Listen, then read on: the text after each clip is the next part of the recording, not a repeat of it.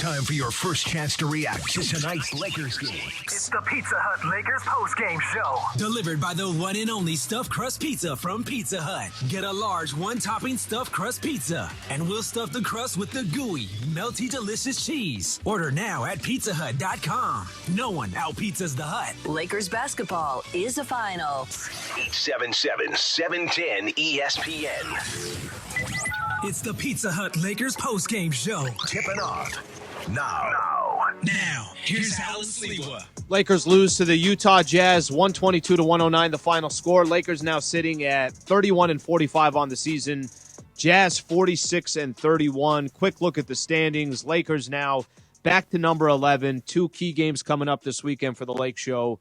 Really must wins. I don't know how else to put it. Lakers are in desperate need in these final six games. In my opinion, you go 1-1 and the Spurs go 2-0 against the Portland Trail Blazers. I just don't think you have enough time to make it happen. So we'll see what happens over the weekend. The good news is it does sound like there's, some leaning optimism that LeBron James, Anthony Davis could potentially be back for tomorrow's game. Maybe that means they're going to be back for the final six games. That's obviously the hope for the Lakers, and that's what's in front of the Lake Show. It's going to be a challenge. They have been, I think they're 4-14 since the All-Star break. At least looking at tonight's game alone against the Utah Jazz, expectation wasn't to win the game.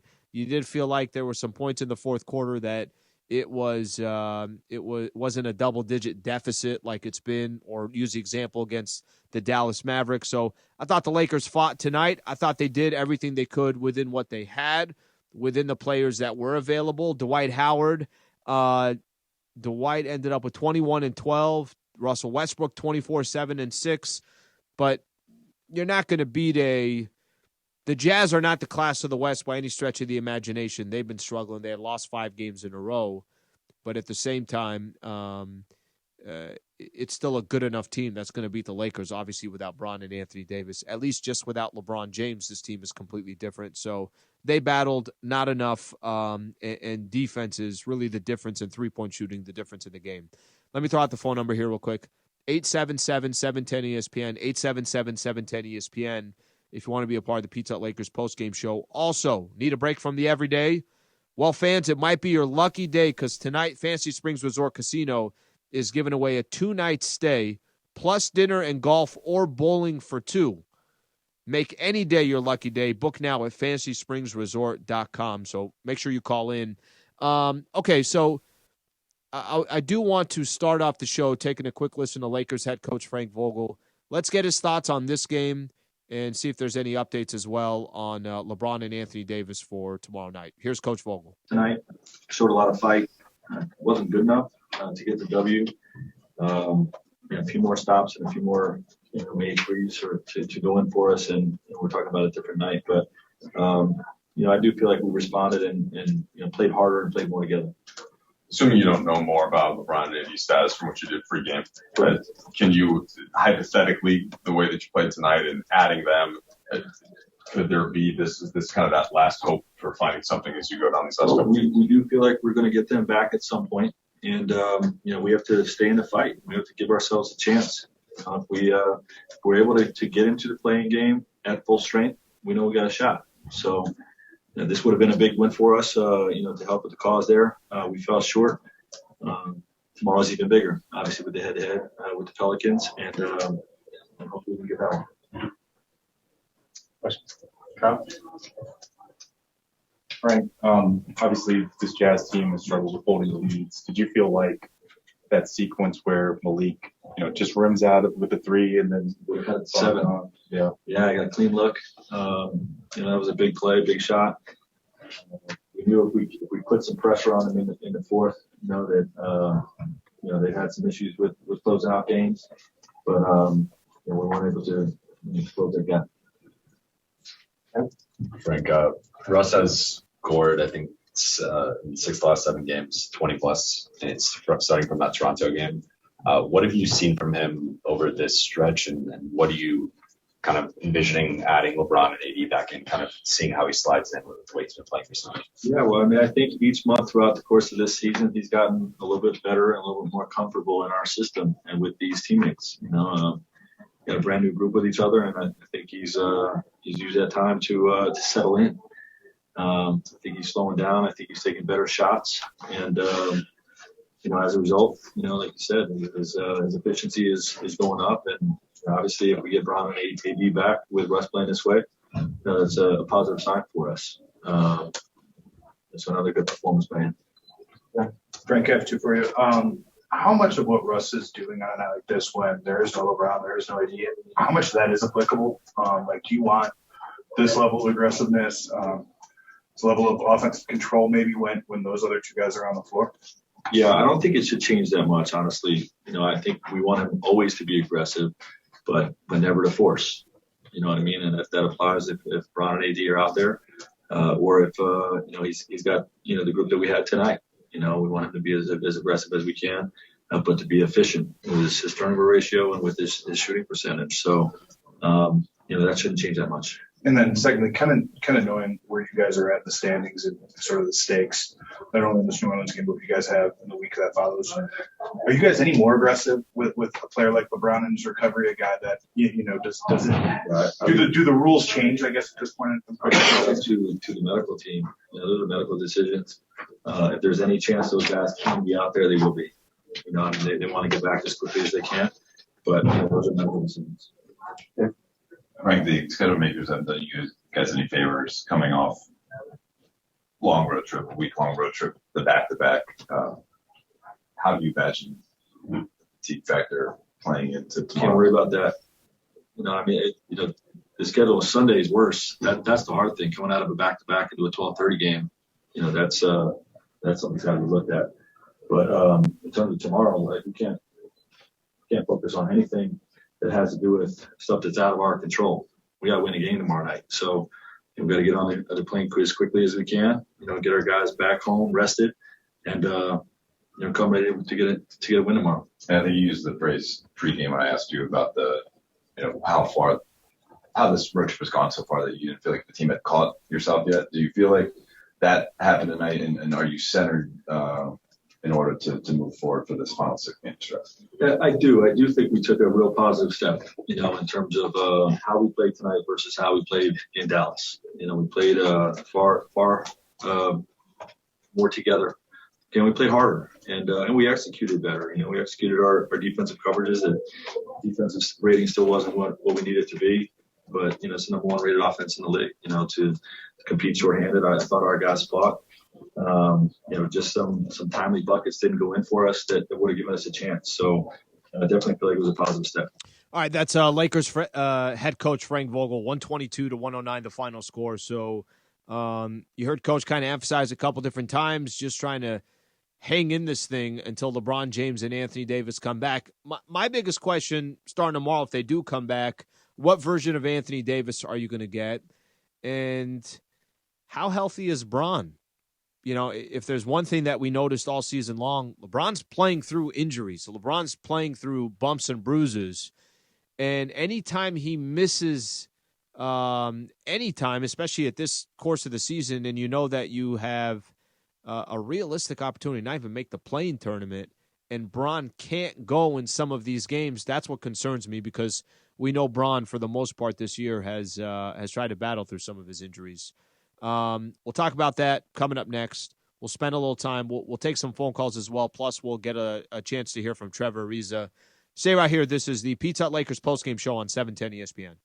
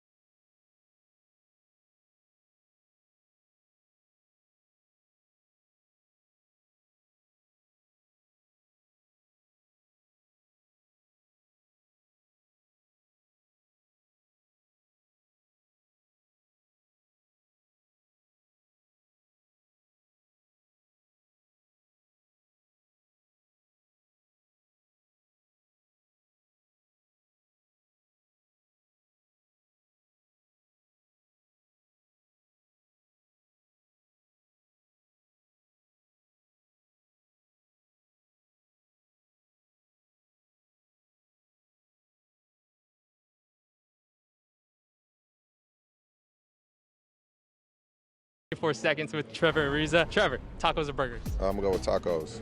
Pineapple on pizza, yes or no? Yes. Favorite cheat meal? Ooh, peanut butter and jelly. Cats or dogs? Dogs. Favorite Saturday morning cartoon growing up? Animaniacs. Animaniacs. Funniest player on the team? Goofiest would be Dwight. Favorite superhero? Batman.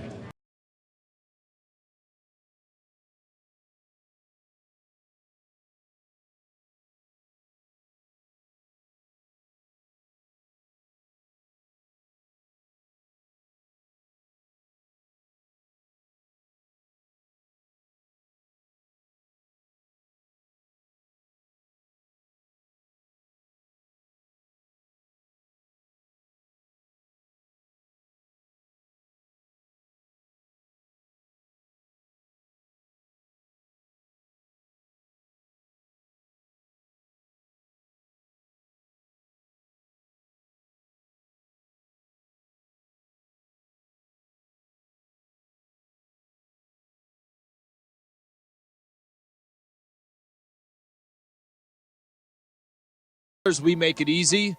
Donovan Mitchell tonight ends up with 29 points, 11 to 22 from the field. He's the player of the game. I'm going to read off a quick stat here.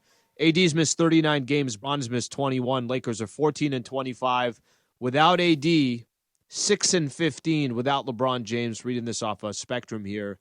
So obviously the Lakers, their chances of winning games with one of those players out, they're well below 500. When both of those players are out, they really have no chance of winning these games.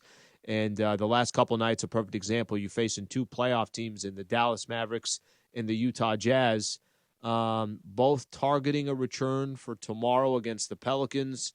We'll see what ends up happening. Obviously, that's going to be a big determining factor. Not just are you playing, which, don't get me wrong, if you're just in the lineup, that changes everything. How do they look? Is Bron still dealing with the injuries? Can he play through them? Is he 80% of himself, 50% of himself, 90% of himself? And how long will it take Anthony Davis to get where he needs to be? Because it's not like you're walking into these games. AD, take your time. No. AD, take a couple of games to get back to normal. They're going to need him. Tip-off tomorrow at 7:30. They're going to need him to be as good of a player as he can be. Okay, let me squeeze in one quick phone call here, and then we'll get a chance here from Trevor Ariza. Joe in the Inland Empire. Joe, what's going on? Thank you for calling in, bud. Hey, how you doing, Alan? I'm okay, man. Thank you. Man, it's a pleasure. I always talk to you. I just was calling just to say this whole year has been like an arm wrestle match, and we just had a weak arm. I just feel like LeBron has been that fist that, like in an arm wrestle, you kind of start going down, and then the rest of the arm, once they fight back, we just go straight flat down. So, well, I'll tell you, I'll tell you this, Joe, and we'll use that as an example here. And I appreciate you calling in. We're doing the show this morning with Travis, and we're continuing to talk about, and conversations come up about Bron and the Lakers' future, and what are they going to do from here? Do you still accommodate Bron this upcoming summer of how you build it? Yeah, I keep going back to one thing. The team is built a certain way. LeBron James has done absolutely everything in his power, I think, to obviously carry this Lakers team. If I'd have told you before the season started, hey, one of these two guys, between LeBron James and Anthony Davis, one of these two guys is going to lead the league in scoring and be third in minutes, we'd all be praying and hoping that that's going to be Anthony Davis, not Bron. Because LeBron's going to find ways to contribute during the season. He's going to find ways to – he's one of the greatest players to ever do it. You just give him a basketball and take me and four of you guys out there, and we could probably hang in a game if Bron is playing on the team. The AD piece is what stands out the most. His lack of availability and the fact that he's obviously been injured for as many games as he had this year, that to me has been the toughest thing to swallow, because the Lakers have played poorly. It has not been a good season. But not having Anthony Davis for 39 games, that to me is the most important thing. Put Russ on the side. Put Lakers defense could be better. Put role players, put all that to the side. AD is such a critical piece. And not only when AD's there does he have to be better from what he was doing in the regular season, but he hasn't been there enough. So we'll see what happens if he's back tomorrow. Here's Trevor Ariza on the Lakers' 122 to 109 loss to the Jazz. LeBron or AD are coming back tomorrow, but what do you think their return mixed with the way that you guys have played the last couple of weeks, barring maybe the Dallas game, what do you think that sets you up to try and make this final push towards the play-in in the playoffs? Anytime you have your team at full strength, it's always a positive. You go back to kind of doing things that you normally would do with a full team. So hopefully they are back, and we try to continue to get into the play-in. What's been the most difficult thing this year with tonight? I think was the 37th starting lineup, and guys have obviously been in and out, lack of continuity. What have you guys been dealing with for all the things that you've seen across your NBA career? I guess it's just the inconsistency of guys being in and out of the lineup. That's probably the biggest thing. Trevor, I guess what is sort of this team's approach to the play-in? This year's been such a slog. It's been a grind. Do you guys view it as maybe like a salvation? Are guys really amped about this opportunity, or is it just... I think anytime you have an opportunity to play or to get to the playoffs or, to extend your season, I think it's a plus. Once you get there, 0-0. So whatever you've done throughout the season, whatever the struggles you've been going through, you get an opportunity to start over. Trevor, the other night, LeBron said he identified you as one of the guys who has obviously been in these situations where it's must win, the stakes are higher. Now that you sort of cracked in the rotation again, is there something you feel like you've been trying to bring either to the court or to the huddle, or something that you're trying to make it accessible to the guys who haven't been in this kind of situation, essentially a win-or-go-home situation, which you guys are in right now? To be honest, my approach is just to do what I can, do whatever I can to win, whether it be play defense, get in the passing lanes, be a leader, run the court, try to get other guys open, shoot the ball, whatever. Whatever's asked of me, I'll try to do to the best of my ability. Trevor, before the game, we spoke to Frank, and he thought that you guys as a team were still reeling a bit from the events of this road trip, from not protecting the lead in New Orleans, LeBron getting hurt, and the game in Dallas. Do you feel like tonight's effort as a group puts you guys in a mental space to be able to really attack tomorrow and that big game that it is as its own entity and kind of leave the other stuff behind? Well, I think that's what you always have to do. You can't never worry about the games that you already play because they're not going to do nothing for you. The only thing that you can do is learn from the mistakes you make and try to be better in the next game. So, again, tomorrow we have another one. We have another opportunity to win and try to extend our season. So when we go through our walkthrough or shoot around, we'll figure it out from there. Thanks, Trevor. All right, that's Trevor Ariza right there. I think the quote to take away, his view on the play-in, it's 0-0 once it gets underway. So obviously for the Lakers, the question now becomes, do you get in? And you got 6 games to figure it out. You got a random rebuild team of the San Antonio Spurs in your way and the Pelicans. But I almost think that catching the Pelicans at this point is going to be really difficult. They have such an easier schedule than the Lakers, and they have the tiebreaker. So you don't want that game on Sunday. Much different story, but we obviously know they blew that 23-point lead. All right, we'll get a chance to look at the Lakers schedule. A couple things I want to do as well. Some scores around the NBA, and then the standings, just kind of how crazy the NBA standings are right now. So we'll do all that coming up next. Stay right here. Pizza Hut Lakers postgame show on 710 ESPN. LA's mega sports station is KSPN AM 710 Los Angeles, KRDC AM 1110 Pasadena.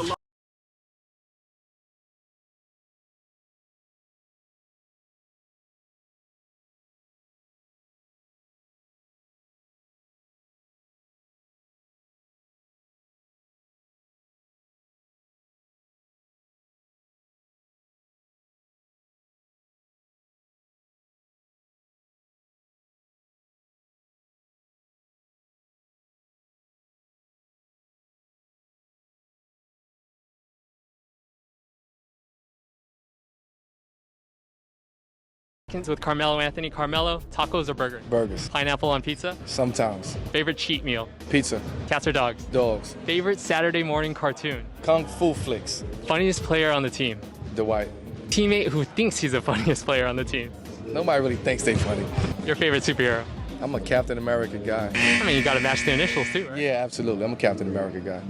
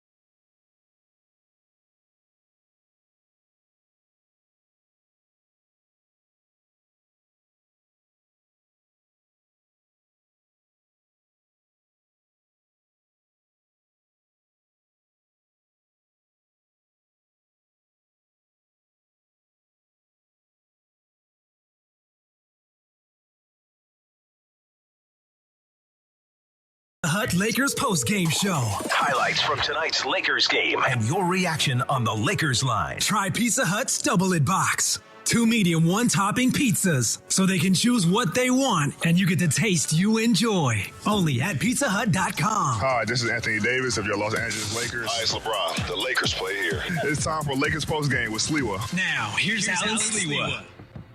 Points in the Paint all season long is sponsored by Vista Paint. Right now, local residents can take 40% off on factory direct high-quality Vista Paint products.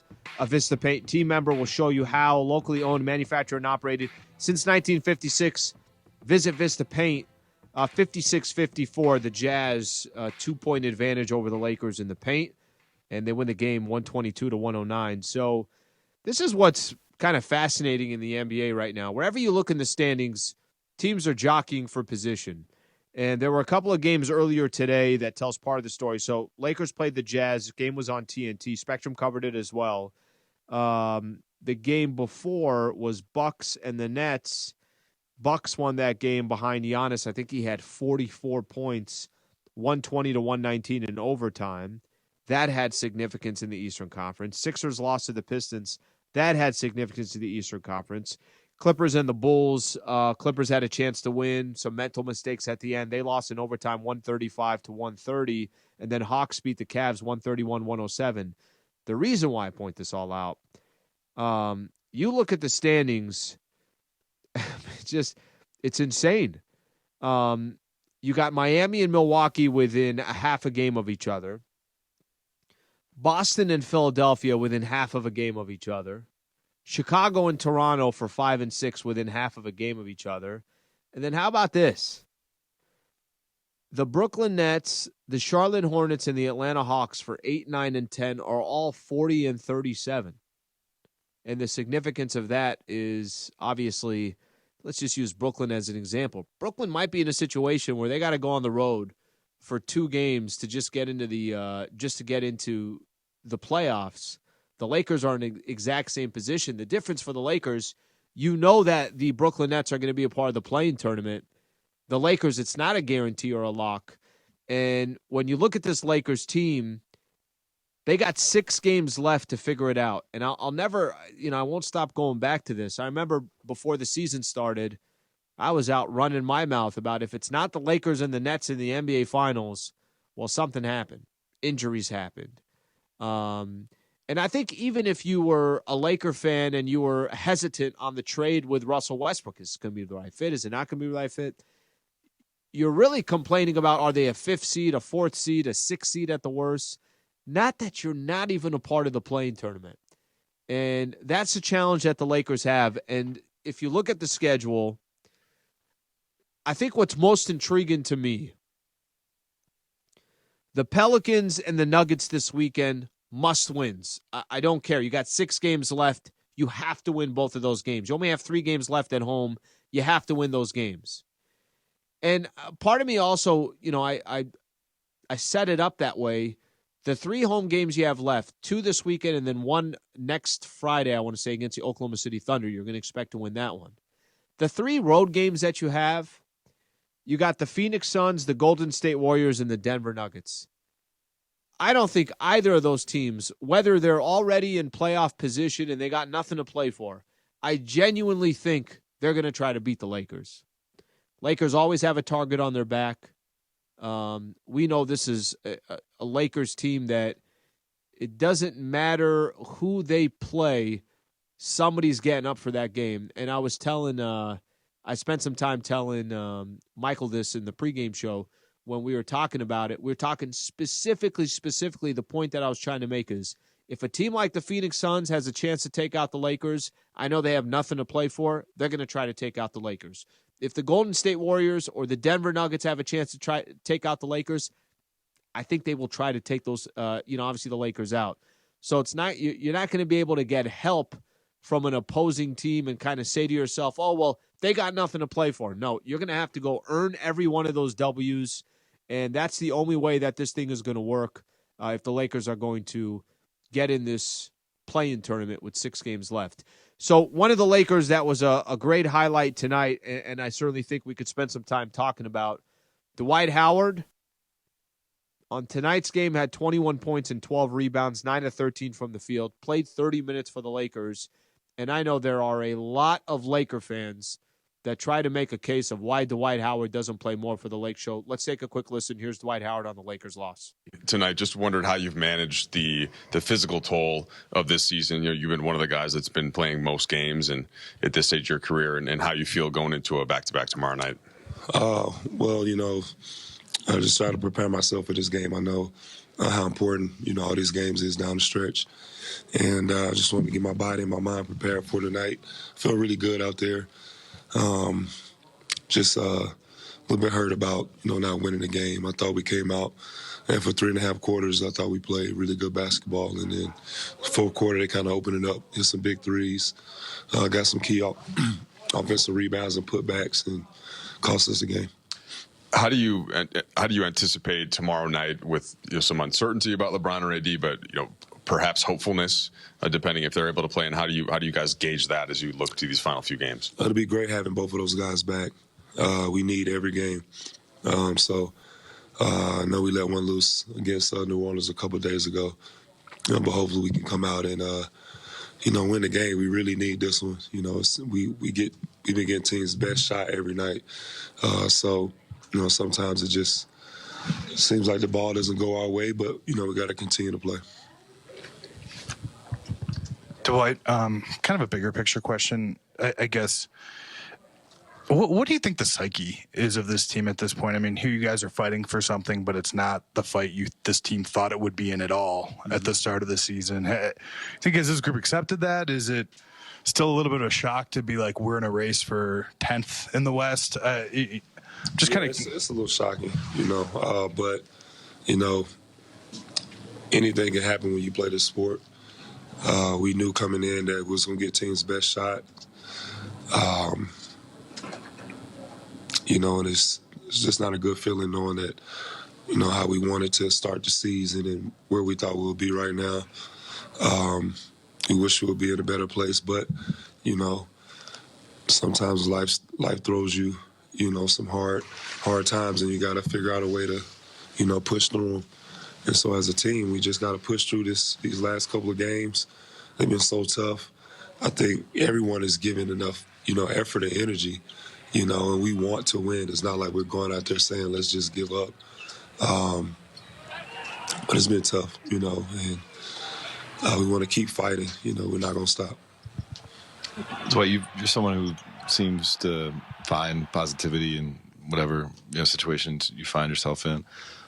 What about this team experience gives you a sense that you can turn the page, and tomorrow night can be a huge game for you guys, and it can set you guys on the right foot for this final 6-game stretch? Well, because anything can happen, and even if some of us been in the league for so long, we understand that it's all about who's getting hot at the right time.